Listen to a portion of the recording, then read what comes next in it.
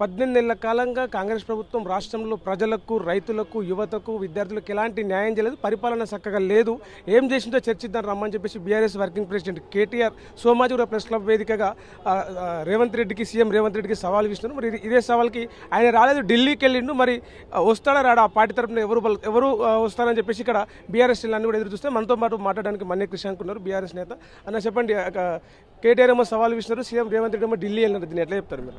సవాల్ ఇసిరింది రేవంత్ రెడ్డి గారు.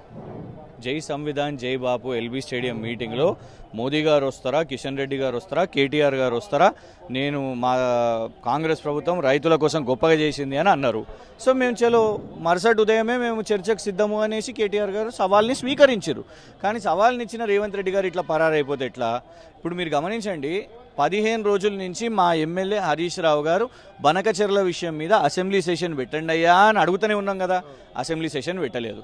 పోనీ అసెంబ్లీలో రాకపోతేవి ఇదే ప్రెస్ క్లబ్లో గతంలో రేవంత్ రెడ్డి గారు మీట్ ద ప్రెస్లు పెట్టి అధికారం రాకముందు జర్నలిస్టులు అందరూ కూడా ఇక్కడ ఎన్నో మీటింగ్లు చేశారు. కానీ ఇవాళ ఎందుకు తప్పైపోయింది? మీరు ప్రెస్ క్లబ్లు ఎందుకు పెడతారు అని ఇవాళ మాట్లాడుతున్నారు. జగ్గారెడ్డి గారు నిన్న లూజ్ టాక్ మాట్లాడారు. ఏమని అంటున్నారు? ఇవాళ సోమాజిగూడ ప్రెస్ క్లబ్ అంటారు, రేపు జూబ్లీ హిల్స్ క్లబ్ అంటారు, పబ్ అంటారు అనేసి అంటున్నారు. అంటే మీకు మా జర్నలిస్టులు ఉన్న హైదరాబాద్ జర్నలిస్ట్ యూనియన్లు అన్నీ కలిసి ఉన్న సోమాజిగూడ ప్రెస్ క్లబ్ కూడా మీకు ఇలా తప్పైపోయిందా? మీకు అసెంబ్లీలో బనకచెర్ల మీద సెషన్ వద్దు, రైతుల మీద సోమాజిగూడ ప్రెస్ క్లబ్లో డిబేట్ వద్దు, మరి ఇక్కడ జూబ్లీ హిల్స్ ప్యాలెస్లో చేద్దామా? పోనీ అసలు తెలంగాణ రాష్ట్రంలోనే లేకుండా పరారైపోతాయి కదా.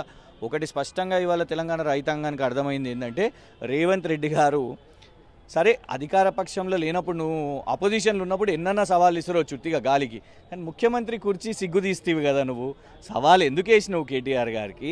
సవాల్ ఆయన స్వీకరించగానే పారిపోయిన పరిస్థితి ఎందుకు? ఇంకోసారి ఇట్లాంటి సవాళ్ళు ఇచ్చుడు బంద్ చేయాలి రేవంత్ రెడ్డి గారు. అంటే ముఖ్యమంత్రి హోదాలో పలు పనుల మీద ఢిల్లీకి వెళ్ళినా ముఖ్యమంత్రి అంటే ఇట్లా సవాళ్ళు ప్రతి సవాళ్ళకు వచ్చే ఇది కాదు అని చెప్పేసి కాంగ్రెస్ శ్రేణులు మాట్లాడుతున్నాయి. దానికి ఏమంటారు మీరు? మరి ఆ తెలివి ముందుండాలి కదా. గంత కాంగ్రెస్ కార్యకర్తలను చూసి నేను సవాల్ ఇస్తుడుతున్నా కేటీఆర్ గారికి రండి చర్చకని, మరి ఎవడు అనుమన్నాడు నిన్ను? అది ముందు సోయి ఉండాలి. లేదు భయపడిపోయినావా, సబ్జెక్టు ప్రిపేర్ కాలేదా? సవాల్ విసిరింది కేసీఆర్కి, ప్రతిపక్ష నేతకు సవాల్ విసిరినాం రమ్మని. మీరు 10 ఏళ్ళు ఏం చేసిర్రు, మేము 18 ఏళ్ల కాలంలో ఏం చేసినా చెప్తామని. మేము ప్రతిపక్ష నేత హోదాలో కేసీఆర్ను రమ్మంటే పార్టీ ప్రెసిడెంట్ హోదాలో కేటీఆర్ ఎట్లా వస్తారని చెప్పేసి అంటూ ఉన్నారు. మీరు జర్నలిస్ట్ కదా, కాంగ్రెస్ వాళ్ళకంటే సోయి లేదు, వాళ్ళు భయపడ్డారు. మీరు ఆ లైవ్ చూసిరు కదా, తీసుకోలేదా కేటీఆర్ గారి పేరు?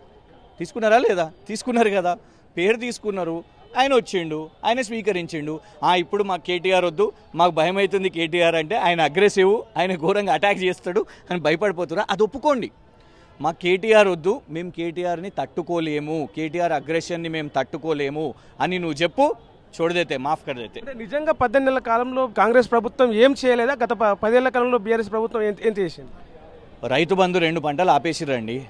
ఆ సమాధానం ఇవాళ సమాధానం రేవంత్ ప్రభుత్వం చెప్పొద్దా? ఆ బకాయిలు నువ్వు ఇస్తావా? రైతు బీమా, ఏ ప్రమాదంలో ఎట్లా రైతు చనిపోయినా రైతు బీమా వస్తుండే, అది ఆ రైతు బీమా నువ్వు ఇస్తావా? అంటే 2 లక్షల వరకు రుణమాఫీ చేసారు, బీఆర్ఎస్ ప్రభుత్వం లక్షలోపే చేసింది కదా. మీడియానే చెప్తున్నదండి. ఆయన 2 లక్షలు తీసుకోమని చెప్పిండు, తీసుకోమని చెప్పి ఇవాళ కూడా 50% రైతుల మందికి ఇవాళ కూడా కాలేదు. అది పూర్తి చేయమని చెప్పండి. కేటీఆర్ గారు వచ్చారు, పదండి అందరం. ఇప్పుడు కేటీఆర్ గారు ఇప్పుడే ప్రెస్ క్లబ్ సోమాజిగూడ ప్రెస్ క్లబ్కి వచ్చినారు. కార్యకర్తలందరూ కూడా నినాదాలు చేస్తున్నారు, మనం చూస్తున్నాం ఇక్కడ. అసలైన తొలి వెలుగు. ఫాలో వాట్సాప్ @తొలి వెలుగు official.